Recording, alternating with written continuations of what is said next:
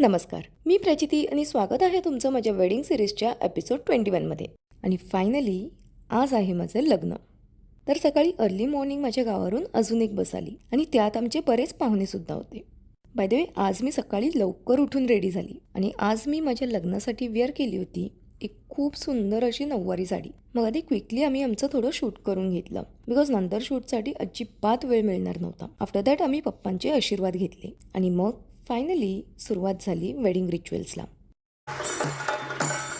तर आम्हाला अगदी मराठमोळी आणि पारंपरिक अशी एंट्री हवी होती. सो तुतारी, सनई चौघडे यांच्या गजरात आमची एंट्री झाली.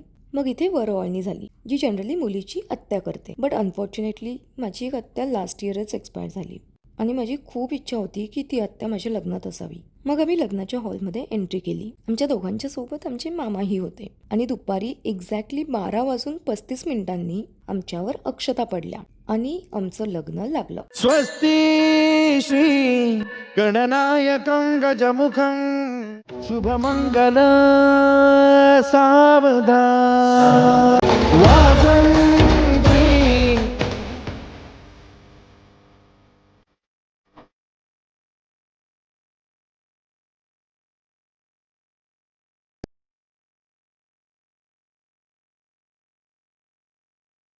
आणि फ्रेंडसोबत छान पिकसुद्धा क्लिक केले. ऑल्सो लग्नाला आलेल्या सर्व गेस्टला सुद्धा भेटलो आणि त्यांच्यासोबत सुद्धा छान पिक्स क्लिक केले. त्यानंतर वेडिंगचे काही रिच्युअल्स झाले आणि मग फायनली प्रफुल्लने माझ्या गळ्यात हे खूप सुंदर असं मंगळसूत्र घातलं. ऑल्सो त्यासोबतच पायामध्ये जोडवेही घातले आणि मग होतं कन्यादान.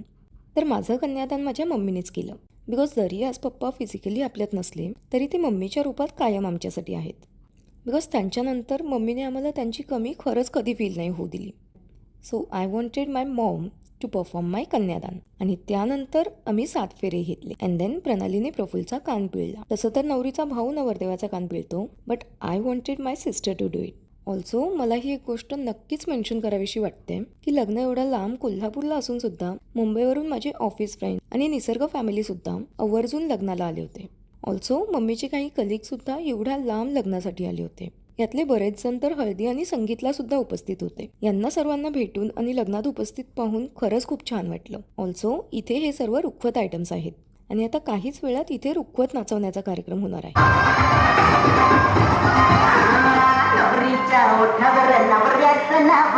अँड देन आम्ही दोघांनी पण आउटफिट्स चेंज केले आणि माझं सेकंड आउटफिट होतं ही खूप सुंदर अशी एक साऊथ इंडियन साडी. आणि ॲट लास्ट आम्ही दोघेही जेवलो आणि आता वेळ होती पाठवणीची. नो मॅटर तुम्ही मेंटली कितीही स्ट्रॉंग असाल, बट ही एक अशी मुमेंट आहे जेव्हा तुमच्या डोळ्यात पाणीही येतंच.